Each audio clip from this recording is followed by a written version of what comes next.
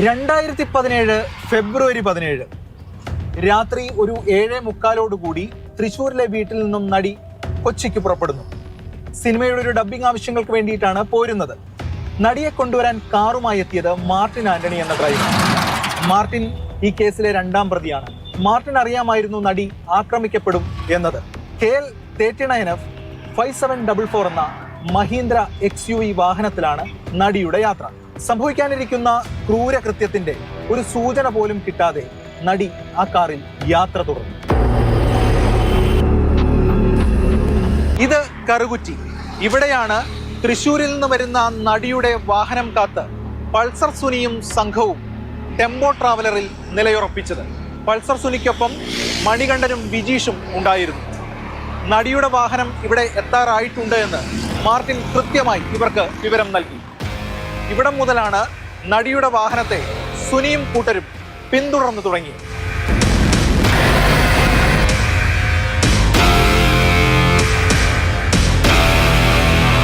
സമയം രാത്രി ഒരു 9 മണിക്ക് ശേഷമാണ്.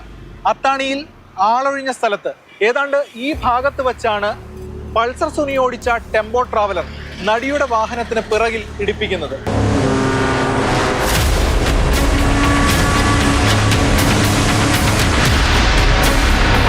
അവിടെയായിരുന്നു എല്ലാറ്റിൻ്റെയും തുടക്കം. ഒരു ആക്സിഡന്റ് നാടകമാണ് പ്രതികൾ സൃഷ്ടിച്ചത്. ഉടൻ നടിയുടെ കാർ ഡ്രൈവറായിരുന്ന മാർട്ടിൻ ആന്റണി ടെമ്പോ ട്രാവലർ ഓടിച്ചിരുന്ന സുനിയും സംഘവുമായി തർക്കത്തിലേർപ്പെടുന്നു. എവിടെ നോക്കിയാണ് വണ്ടി ഓടിച്ചതെന്ന് ചോദിച്ചായിരുന്നു തുടക്കം. എല്ലാം പ്രതികൾ തമ്മിൽ മുൻകൂട്ടി തയ്യാറാക്കിയ നാടകം.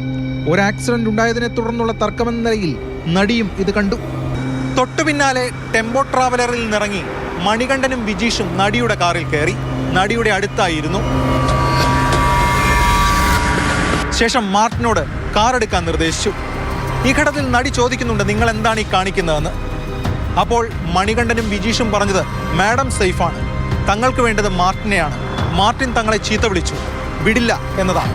അങ്ങനെ ഭീഷണിപ്പെടുത്തി മറ്റു വഴിയില്ലാതെ വണ്ടി എടുക്കുന്നുവെന്ന് നടിക്ക് തോന്നിപ്പിക്കും വിധം മാർട്ടിൻ കാറുമായി മുന്നോട്ട് നീങ്ങി.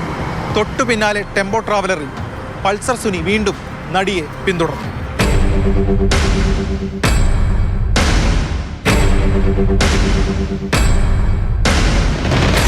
ഇടയ്ക്ക് വെച്ച് സുനി ഓടിക്കുന്ന ട്രാവലറിൽ സലീം, പ്രദീപ് എന്നിവരും കയറുന്നു. ഇതിനൊപ്പം വിവിധ ഇടങ്ങളിൽ വെച്ച് നടിയുടെ കാറിൽ നിന്ന് ചിലർ ഇറങ്ങുകയും ടെമ്പോ ട്രാവലറിൽ നിന്ന് കാറിലേക്ക് പുതിയതായി പലരും കയറുകയും ചെയ്യുന്നു. എല്ലാവർക്കും നടിക്കൊപ്പം ഇരിക്കാനുള്ള അവസരം ഒരുക്കുകയാണ് സുനി ചെയ്തത്. നടിയുടെ വായ് പൊത്തിപ്പിടിക്കുകയും ഫോൺ കൈക്കലാക്കുകയും പ്രതികൾ ആദ്യം ചെയ്തു. സുനി ഓടിച്ചിരുന്ന ടെമ്പോ ട്രാവലറിൽ നടിയുടെ ഡ്രൈവറായിരുന്ന മാർട്ടിനെ പിന്നീട് കയറ്റി.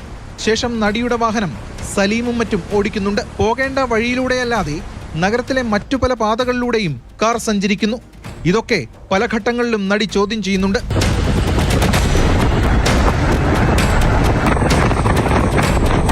പിന്നീട് നടിയുടെ കാറിലേക്ക് സാക്ഷാൽ പൾസർ സുനി തന്നെ വരുന്നു. ഡ്രൈവറായി മുന്നിലാണ് കയറിയത്. ഈ ഘട്ടത്തിൽ നടി സുനിയെ തിരിച്ചറിയുന്നുണ്ട്. അപ്പോൾ പൾസർ സുനി പിറകിൽ നടിയുടെ അടുത്തേക്കെത്തി.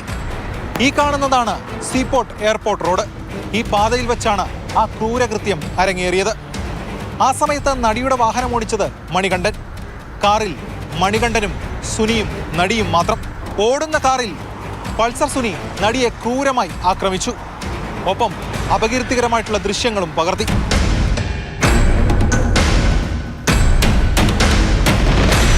ടെമ്പോ ട്രാവലറിന് അകത്ത് വച്ച് നടിയെ മാനഭംഗപ്പെടുത്താനും ക്രൂരമായി ആക്രമിക്കാനുമായിരുന്നു പൾസർ സുനിയുടെ പദ്ധതി.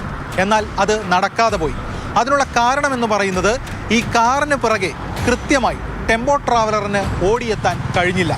തുടർന്നാണ് നടി സഞ്ചരിച്ച ആ കാറിനകത്ത് വെച്ച് തന്നെ നടിക്ക് നേരെ ക്രൂരമായിട്ടുള്ള ആക്രമണം നടത്താൻ സുനിയെ പ്രേരിപ്പിച്ച ഘടകം.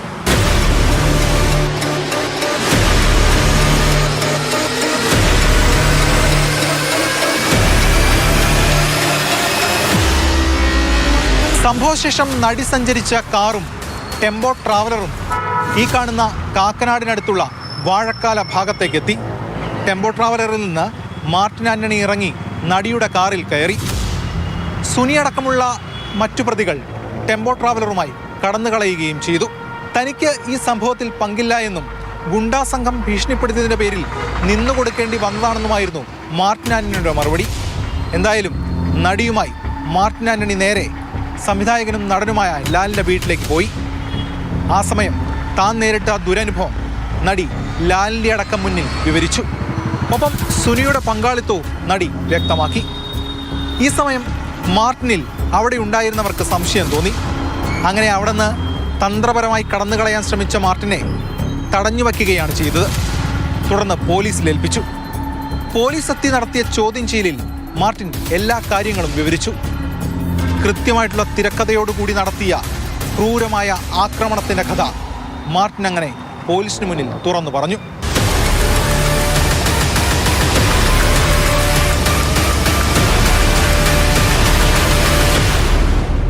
നടുക്കുന്ന ഞെട്ടിപ്പിക്കുന്ന ഹീനകൃത്യമാണ് അന്ന് രാത്രിയിൽ നടിക്ക് നേരെ അരങ്ങേറിയത്. എതിർക്കാൻ നടി പരമാവധി ശ്രമിച്ചു, പക്ഷേ ഫലമുണ്ടായില്ല. പൾസർ സുനിയുടെ നേതൃത്വത്തിലുള്ള സംഘം 3 മണിക്കൂറിലധികം സമയം രാത്രിയിൽ കാറിൽ ബന്ദിയാക്കി വച്ചാണ് നടിയെ ആക്രമിച്ചത്.